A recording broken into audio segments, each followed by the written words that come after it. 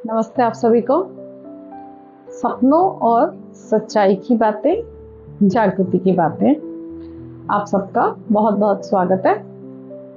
और हमारी आज की स्टोरी है सन्यासी बनूं या गृहस्थ, क्या करूं। तो ऐसे एक बार एक आदमी था जो ये परेशान था कि मैं गृहस्थ जीवन में जाऊं या सन्यासी बन जाऊं। अब वो समझ ही नहीं पा रहा था कि क्या करूं। तो उसने सोचा चलो वो टाइम कबीर जी का टाइम था, तो कबीर जी के पास पहुंचा। कबीर जी से कहने लगा कि महाराज, कबीर महाराज आप ही मेरी मदद कीजिए, मुझे कुछ समझ में नहीं आ रहा है कि मैं सन्यासी बनूं या गृहस्थ। तो कबीर बोलते हैं कि चलो ठीक है, जो भी बनो लेकिन अच्छा बनो, आदर्श सन्यासी बनो या गृहस्थ बनो, लेकिन अच्छा होना चाहिए। अब वो पूछता है कि अच्छा कैसे होना चाहिए।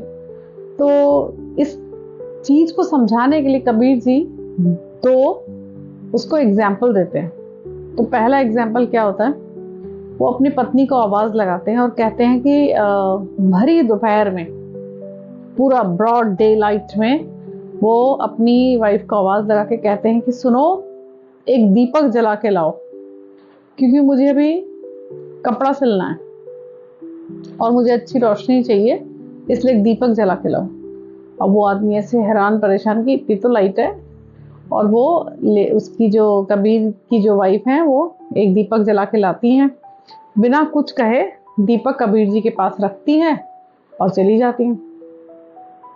वो आदमी सोच रहा है, आप भी सोच रहे होंगे कि अभी इस दीपक से क्या होगा। तो फिर कबीर जी उसे बोलते हैं कि देखो, जैसे अब तुम्हें ये दिखाने के, ये तुम्हारे सामने करने का मेरा ये मकसद था कि मैंने आवाज लगाई कि मुझे दिन में कपड़ा सिलना है और दीपक लेकर आओ। तो मेरी पत्नी ने मुझसे कोई प्रश्न नहीं करा और कोई लड़ाई झगड़ा नहीं करा, और वो एक दीपक मेरे पास जला के रख के चली गई। तो अगर गृहस्थ बनना चाहते हो तो ऐसा बनो कि जब परिवार के लोग तुम्हें तुम्हारी हर बात को माने और तुम उनकी बात को मानो। दिन को अगर रात कहा जाए तो रात माना जाए, और रात को दिन कहा जाए तो दिन माना जाए। इस तरह से होता है गृहस्थ जीवन। तो वो एक आदर्श जीवन होता है, सब खुश रहते हैं। कहते चलो, अब तुम्हें एक सन्यासी का तुम्हें पूछा है तुमने कि सन्यासी बनूं क्या बनूं, तो चलो अभी हम एक जगह चलते हैं। फिर उसको, एक बंदे को, इंसान को लेके वो एक टीले पे जाते हैं।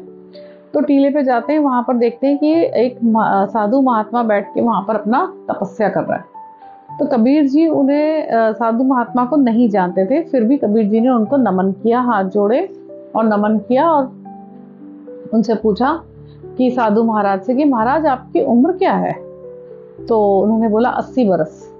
अच्छा, ऐसा पूछकर वो थोड़ा टीले में आगे बढ़े, ऊपर चले गए। ऊपर चल के उन्होंने पूछा, महाराज एक चीज तो मैं पूछना भूल ही गया, आपकी उम्र क्या है। तो वो बोलते हैं कि 80 बरस। और ऐसा कह के कबीर और वो जो आदमी था, वो दोनों और आगे चलने लगे, और ऐसे करते करते और बहुत ऊपर चले गए। और वहां से कबीर जी ने चिल्ला के पूछा, तो वो साधु महाराज को नहीं सुनाई दिया। तो उन्होंने बोला आप यहाँ आइए, एक बार आपसे बहुत जरूरी काम है। साधु महाराज को बोला आप यहाँ आइए।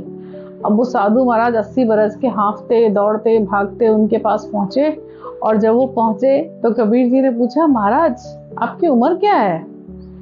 तो साधु महाराज ने कहा 80 बरस। और साधु महाराज ऐसा बोल के जोर जोर से हंसने लगे, और हंसते हंसते अरे भाई 80 बरस ऐसे कहते हुए अपना वो फिर अपनी तपस्या में जाके बैठ गए।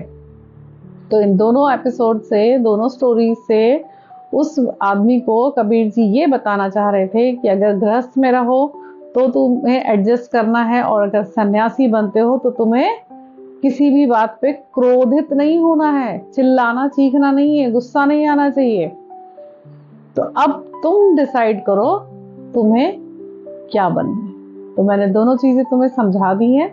तो इसी तरह हमारे जीवन में भी है कि हमें क्या बनना है और क्या पाना है। तो हमें भी इसी तरह से अपनी लाइफ को बैलेंस करना है।